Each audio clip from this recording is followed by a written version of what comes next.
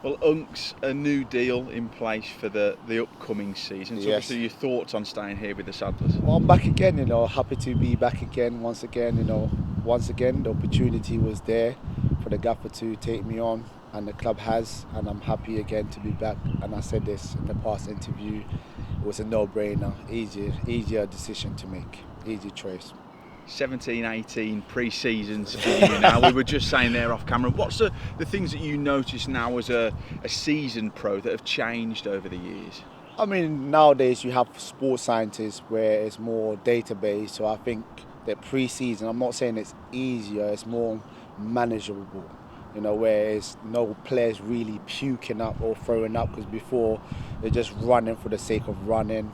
First day back you're running, whereas now it's more calculated and it's more like, not chilled, but you're still working hard. So I think that's the difference, where with the new sports scientist data, it's more managed properly in a way, where players are injury prevented, which helps, so we're ready for the season ahead.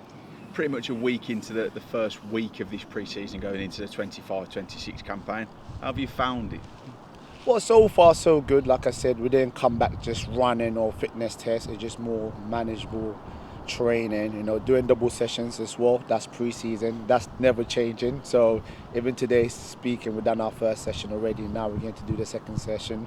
But I think we're all in good hands, good shape, and hopefully everyone's fit for the first pre-season game. I was going to say, you talk about that, it's not too far away, and I feel like it's crept up on us quite quickly. It's just on Tuesday, only a couple of days away, and it'd be great for the fans to see some familiar faces, but also the new boys who seem to have settled in really well as well. No, definitely, because I've been in that position where you join a team and supporters are looking forward to the new signings, and I'm sure they'll be looking forward to the new signings and the old signings, old faces. And I think for us players as well, we look forward to the opportunity to impress in pre-season. It doesn't matter who you are, you still want to impress, you still want to showcase your talent in pre-season. So hopefully that can sort of make the manager's mind up as well, because it's like a trial basically, so that you can break into the team.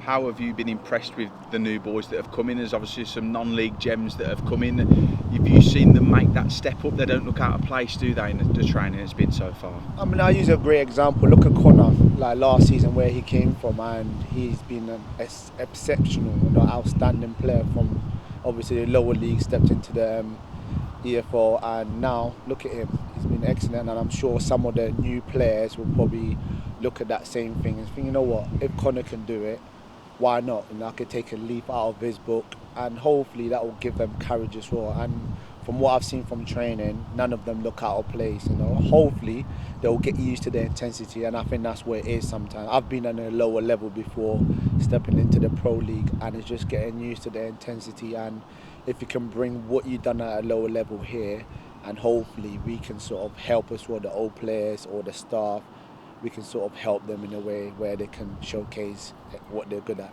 the attributes. Last season there was obviously the disappointing end, the frustrating end to the campaign, but there was still plenty of positives to take from that. Whilst you don't want to look back too much on those experiences, it's important as a squad that are still here, that experience that, to use that experience to build into this season, isn't it? No, definitely. Like last season, I think you're spot on. We're all disappointed. We can't beat around the bushes.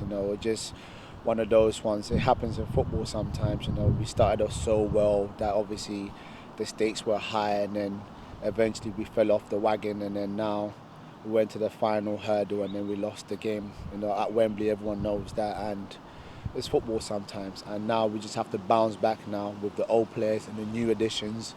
Hopefully we can even go further and do better, and like any other team in the league, when you start off fresh, we're all on 0 points, and now can we accumulate more points than last season, and hopefully we don't put ourselves in that situation again, and everyone learns. It doesn't matter who you are in football, it's a learning curve, whether for the staff, for the players, the ones that were here last season. We know now we have to do even better, and I'm sure the supporters will see that too.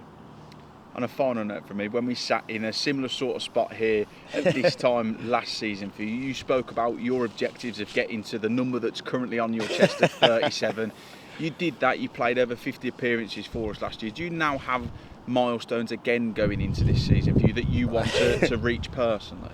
Well, personally, to get promotion with Walsall. You know, yes, my individual milestone was to reach my shirt number, which I was able to achieve with Walsall, and now my another milestone is to get promotion. Yes, I can do another individual, maybe to reach 800 games, but last season to be able to play 50 odd games, you know, I know some people doubted me when I first come with my age 37, thinking, oh, he's too old, but I've showed that I was one of the players that played more than 50 games in last season. So hopefully I can play as many games and help the team. And like I said, my goal is hopefully, the ultimate goal is hopefully to get promotion with Walsall, and I'm not afraid to say that.